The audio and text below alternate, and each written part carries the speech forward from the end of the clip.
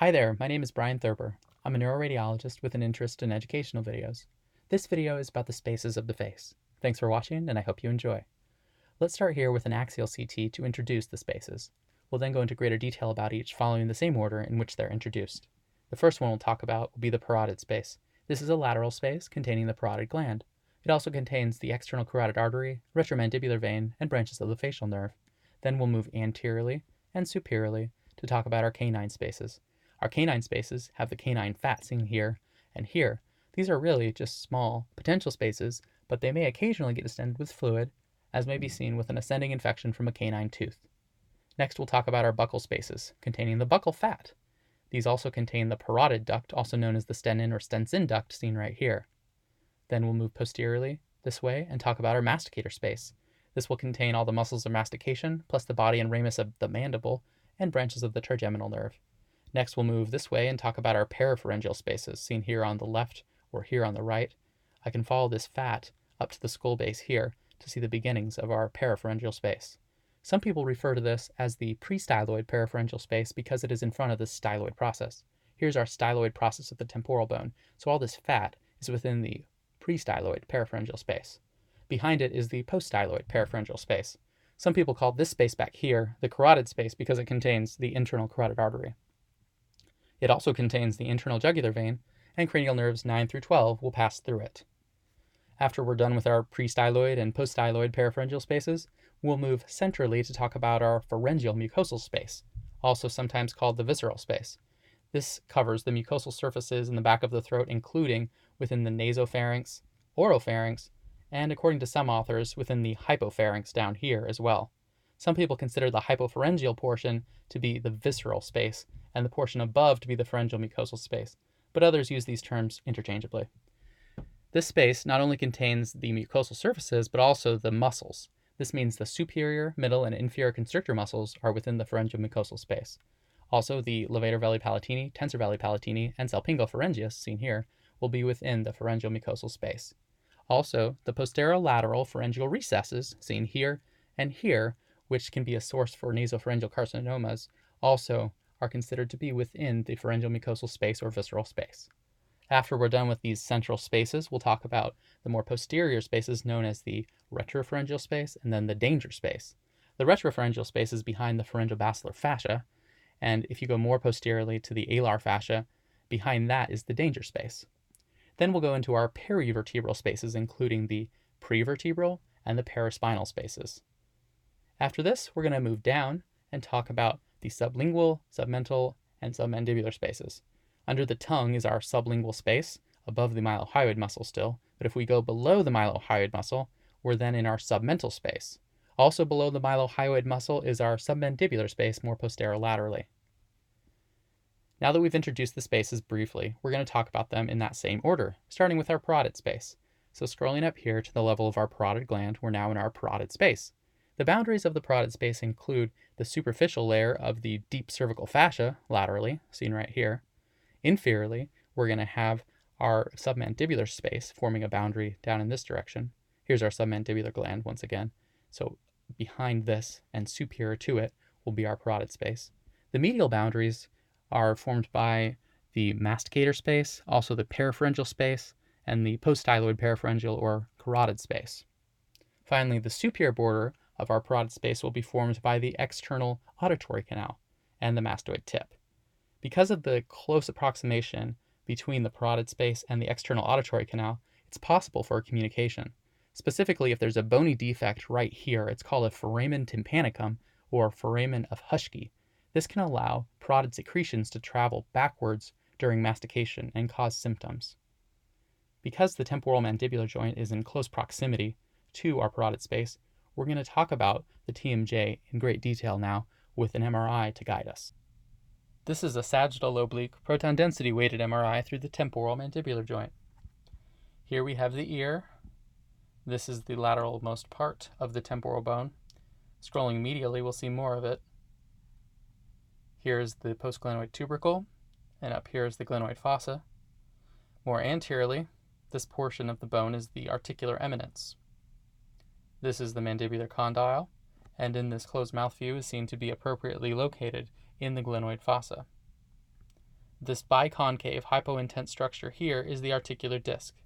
It consists of an anterior band right here, an intermediate zone where it is narrowest right here, and a posterior band right here. The posterior border of the posterior band is delineated by the change in signal intensity. Back here we have more intermediate signal intensity related to the bilaminar zone. The bilaminar zone consists of a superior and an inferior retrodiscal layer.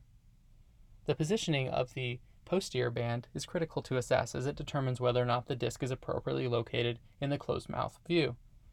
The posterior band again is here, and it should be at the 11 or the 12 o'clock position relative to the mandibular condyle in this view.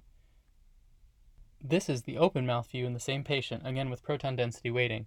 We see the mandibular condyle here and the articular eminence here. The glenoid fossa is back here and the postglenoid tubercle is back here. This is appropriate translation of the mandibular condyle with the disc appropriately seen between the condyle and the articular eminence. This is a different patient with an articular disc seen here, which is dislocated. The phenomenon of internal derangement means there's an abnormal relationship between the disc and the mandibular condyle. As we said, the posterior band should be at the 11 to 12 o'clock position relative to the condyle, and it clearly is not in this case. When such a situation arises, you should measure an angle if there is doubt as to whether or not there is in fact displacement. This angle can be measured by drawing a line from the bilaminar zone and posterior band junction right here with the vertical. So here, drawing a vertical line to complete the angle, we see an angle of 54 degrees. Any angle above 10 degrees, and definitely when it is above 30 degrees, is considered abnormal. Although usually the disc will displace anteriorly, 30% of the cases show displacement medially or laterally. Posterior displacement of the disc is very rare. Here is the same patient, now with their mouth open. You'll notice the articular disc here has remained anteriorly dislocated. It also has a somewhat distorted appearance, but you can still distinguish the anterior band here, the intermediate zone, and the posterior band back here. The more intermediate signal intensity material here represents the bilaminar zone, which again has a superior retrodiscal layer, an inferior retrodiscal layer, and vasculovenous structures which cannot be clearly identified on this sequence. The disc normally should go back between the articular eminence here and the mandibular condyle here. If it does this, it is said to be a reducing internal derangement. But in this case, with the disc remaining anteriorly, it is a non-reducing derangement. You'll also notice the lateral pterygoid muscle here as it inserts into the pterygoid fovea.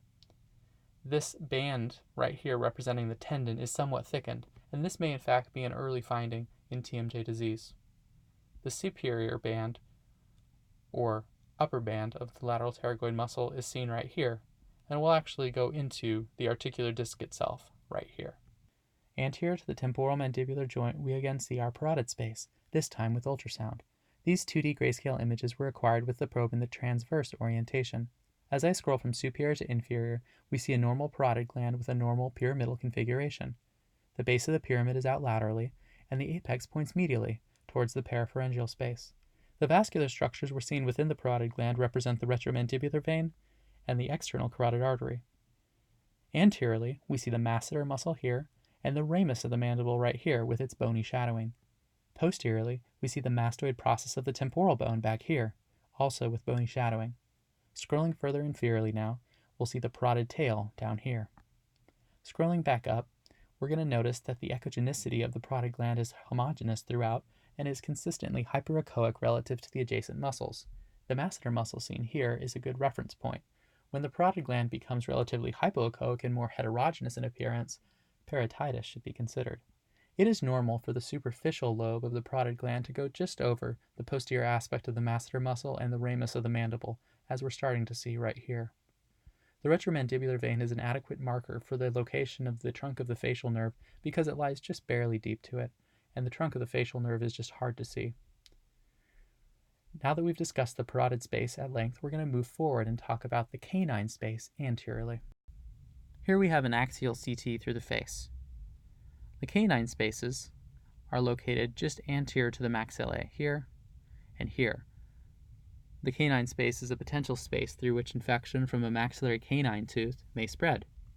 Superiorly and anteriorly, it is bounded by the levator labii superioris and the levator labii superioris alaquanesi. Inferiorly and posteriorly, it is bounded by the levator anguli oris. So let's take a look at each of these muscles. First, the levator labii superioris. Just below the orbit and above the infraorbital foramen, there's a broad stretch of muscle extending from the lateral margin of the nose to the zygoma back here. This is the levator labii superioris, and it will course inferiorly, here and here, to insert onto the upper lip. The other part of the anterior and superior border of the canine space is formed by the levator labii superioris alaquanesi. It's going to arise from the frontal process of the maxilla right here. It will course inferiorly and is going to have two insertion points. First, at the greater alar cartilage of the nose right here, and further down on the upper lip, just medial to the insertion point of the levator labii superioris. Because of its dual insertion points, the levator labii superioris alaquanesi both flares the nostril and raises the upper lip. This gives rise to a snarl expression. The inferior and posterior border of the canine space will be formed by this muscle right here, which arises from the maxilla more inferior and is specifically inferior to the infraorbital foramen. It will course inferiorly to insert down here at the corner of the mouth, also known as the modiolus.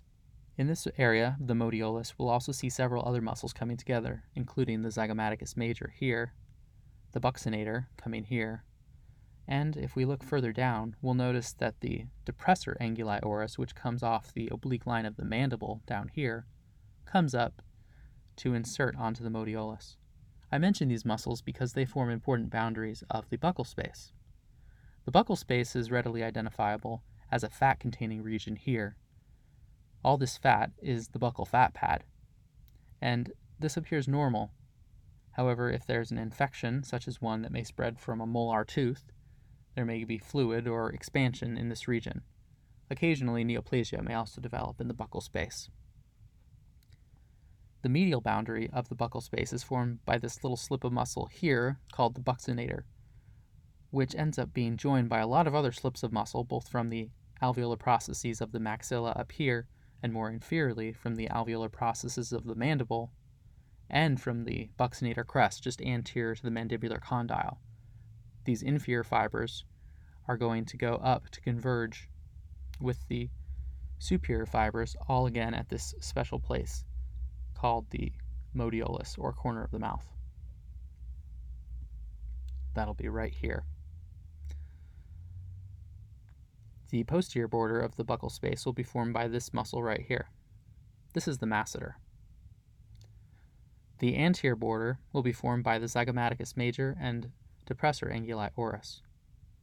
Let's scroll up to look at the origin of the zygomaticus major. Here is the zygoma, and the zygomaticus major can be seen arising from it, just anterior to the zygomatico-temporal suture. If we follow this inferiorly, it's going to form a nice anterior border here, just in front of the buccal space. And it will be at the corner of the mouth here where the depressor anguli oris takes over and becomes the anterior border of the buccal space, as it also is going to come up here from the oblique line of the mandible and insert at the corner of the mouth or modiolus here. Finally, the lateral border of the buccal space is formed by the skin and subcutaneous soft tissues of the cheek. Structures that course through the buccal space include this important tubular structure right here. If we follow this posteriorly, we can note that it's going to arise from the parotid gland. This is in fact the parotid duct, also known as the stenin or stensin duct. It will pierce the buccinator muscle and enter the oral cavity by going out through the parotid papilla above the second maxillary molar tooth. Anterior to this, we have the facial artery and vein.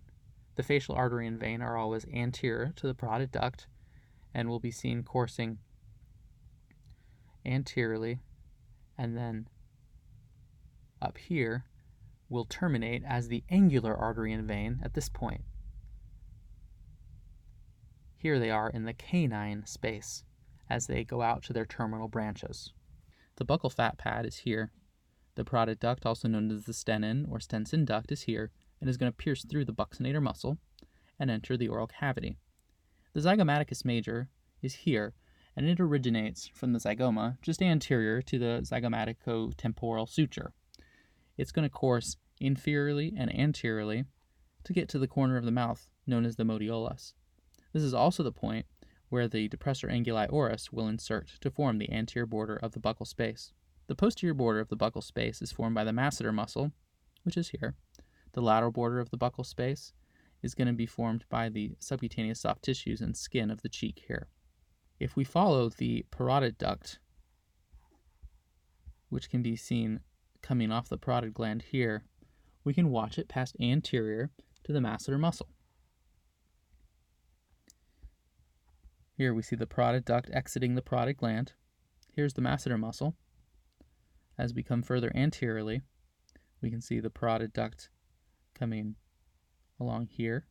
And finally, at this point, it's getting anterior to that masseter muscle. And again, here's the point where it pierces the buccinator muscle to get into the oral cavity. The masticator space contains the muscles of mastication and also the mandibular division of the trigeminal nerve, cranial nerve V3. This is an axial CT through the skull base which shows the foramen ovale right here. You'll notice posterolateral to it, back here, you have the foramen spinosum. On the right side again we have foramen ovale here and spinosum here. On the left we have one additional foramen which is not always present. This is known as the foramen of Vesalius and is present in about 20% of skull bases. This foramen transmits the sphenoidal emissary vein, which forges a connection between the pterygoid venous plexus extracranially and the cavernous sinus intracranially, and it may therefore allow extracranial infection to spread intracranially when present and potentially cause cavernous sinus thrombosis. As we scroll down, we will see the muscles of mastication.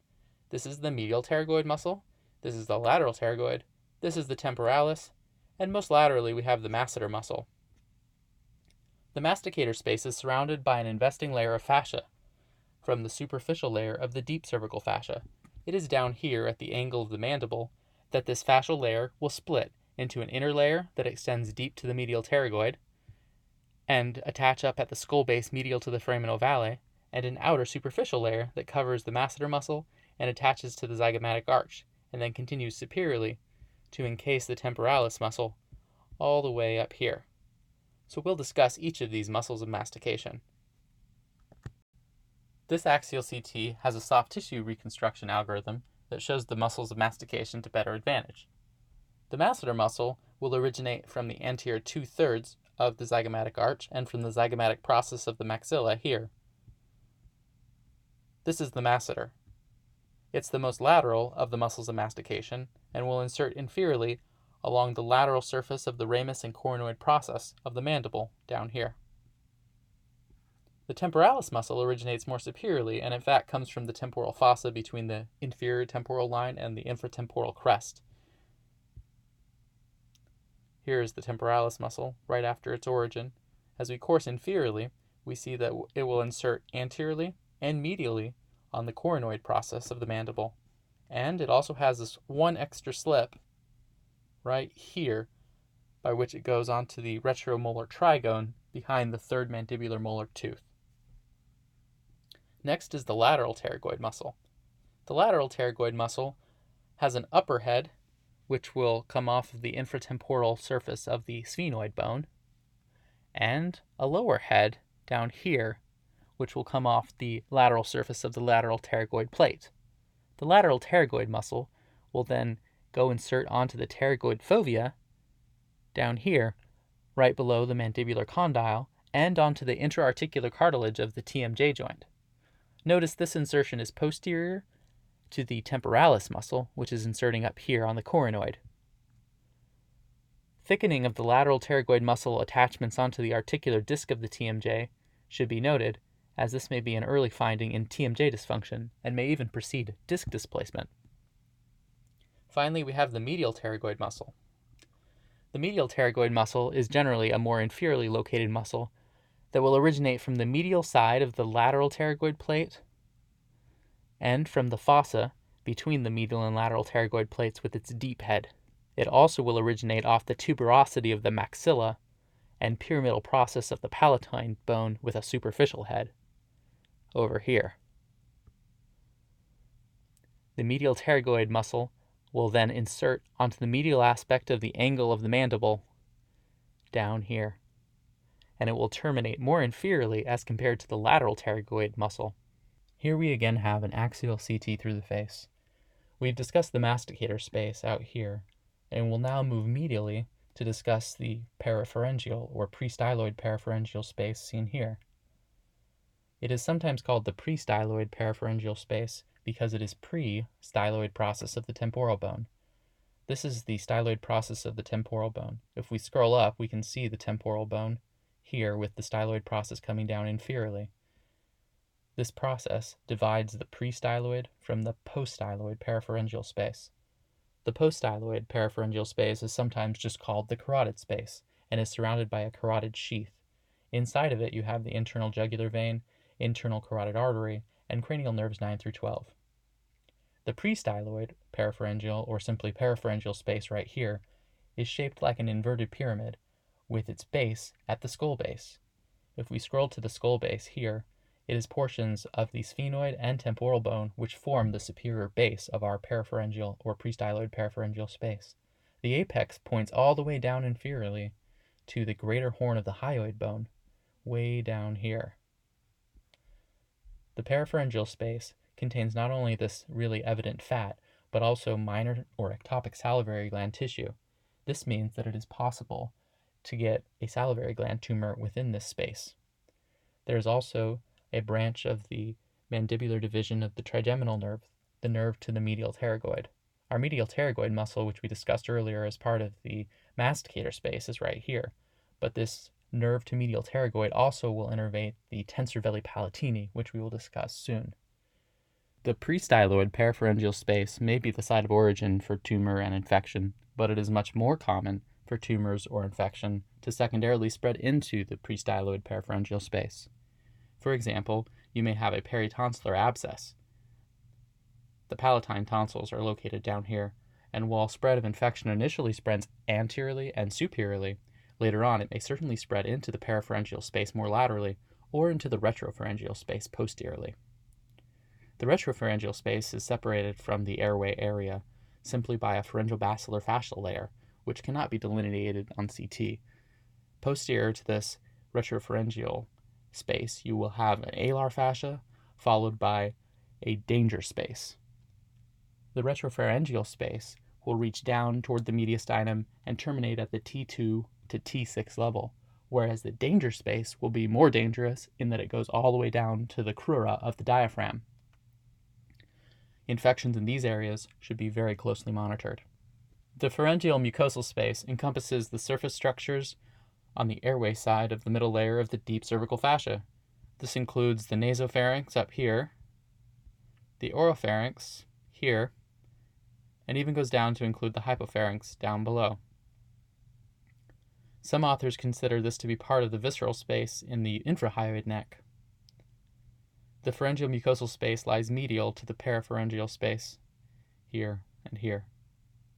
The important surface structures to know about include the tensor veli palatini, levator veli palatini, the torus tubarius and eustachian tube, and the pharyngeal recess.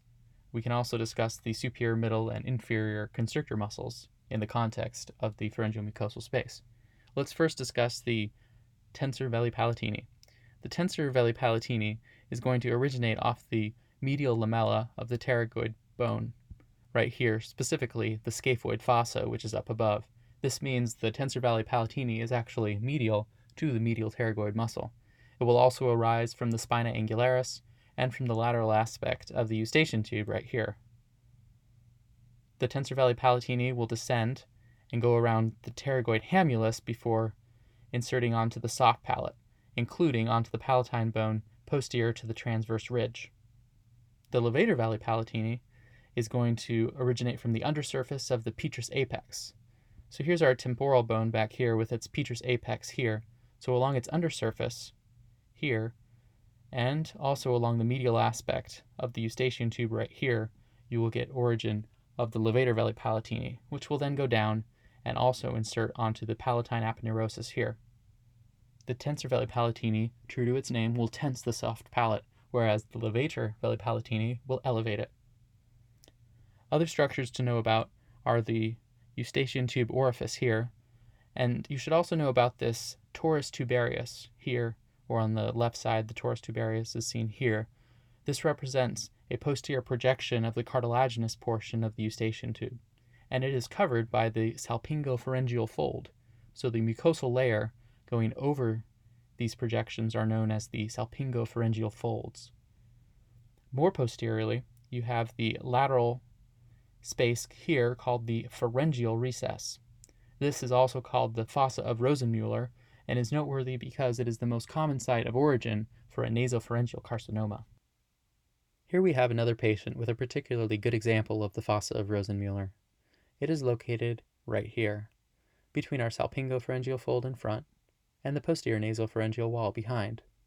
Because air from the nasopharynx is going up into it, it's easier to see than in most cases. Sometimes the apposition of the mucosal surfaces of the salpingopharyngeal fold and the nasopharyngeal wall are so close it's very hard to make out the exact location of the fossa of Rosenmuller. Remember, this space is also called the posterolateral pharyngeal recess.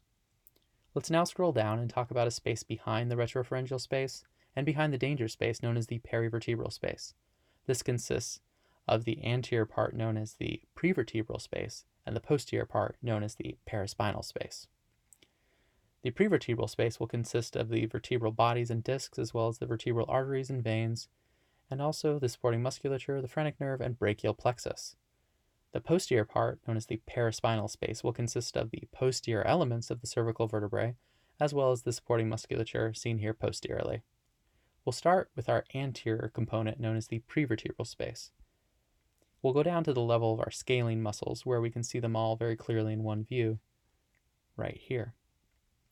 And this is our anterior scalene here, middle scalene, and posterior scalene. The anterior scalene comes off the anterior tubercles of C3 through C6 and goes down to the superomedial aspect of the first rib. So if I follow the anterior scalene going inferiorly, we're going to see it coming down to converge with the first rib as the first rib comes around medially.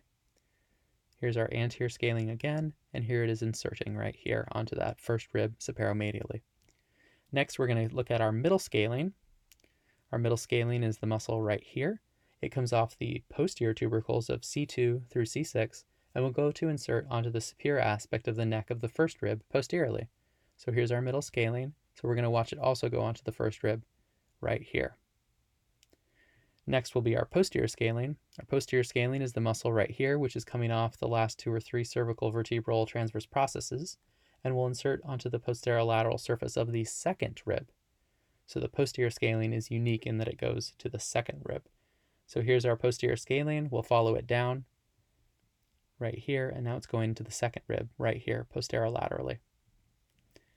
I also want to point out that the brachial plexus can be seen going between our anterior and middle scalene and is seen right here as these nerve fibers. If I scroll down, we can see these nerve fibers going out this way laterally to get down towards the left arm. Next, let's talk about the longus colli. The longus colli comes off the T1 through T3 vertebral bodies down here, and also from the transverse processes of C3 through C7. So if we follow it down here, we notice these muscle bellies anterolateral to the thoracic vertebral bodies, T1 through T3, and we can follow it up, so it will be the main muscle here and here, sandwiching the esophagus in the center. This is the esophagus. As I continue up, it will be joined by other fibers from the transverse processes of C3 to C7, and will be the main bulky muscle along the anterior column. So we see it right here, and it's going to go along up to the anterior surfaces of C1 through C4. The slightly more lateral muscle that comes off the C3 to C6 vertebrae is known as the longus capitis. This will be more lateral out here, and this is the one that's going to get a little bit higher in that it gets up to the basilar portion of the occipital bone where it inserts up here. So when we're at the level of the oropharynx right here, we're actually seeing the longus capitis as these muscles here. But these muscles are generally a little more lateral and will get more superior than the longus colli. The other muscles to know about here in the anterior compartment, known as the prevertebral portion of the perivertebral space, will be the rectus capitis anterior and the rectus capitis lateralis. So let's point those out. The rectus capitis anterior comes off the lateral mass of the atlas. So here's our lateral mass of the atlas right here. And here, this little muscle right here is known as the rectus capitis anterior. This will go up to the basilar occipital bone right next to the longus capitis. So this muscle right here, just medial to our internal jugular vein seen here, is the rectus capitis anterior. As I scroll up, we see this rectus capitis anterior going up, and it will join the longus capitis in this area in the basilar part of the occipital bone. Going back down, I'll point out the rectus capitis lateralis. I use the internal jugular vein as my reference point, which again is right here. The rectus capitis lateralis is posterolateral to it right here, and will go further posterior and laterally to get to the jugular process of the occipital bone. So if I scroll up a little bit, it's going to end up going onto this jugular process of the occipital bone in this region.